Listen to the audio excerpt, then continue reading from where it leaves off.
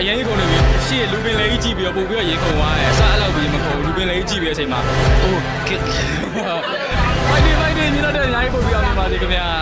အလုံးရေခုန်နေကြပါတယ်ကျွန်တော်တို့တကယ်ကိုတန်ဖိုးရှိတဲ့ရုပ်ရှင်ကားလေးတကားကိုတန်ဖိုးထားပြီးတော့ကျွန်တော်တို့တက်နိုင်ဆုံးစူးစမ်းထားကြတဲ့အတွက်ပြည်သက်ရင်တွေကိုလည်းတကယ်ကိုဒါစူးစူးနည်းနည်းရောက်ရှိသွားမယ်လို့လည်းမျှော်လင့်မိပါတယ်ခင်ဗျအားလုံးရေခုန်ကြပါတယ်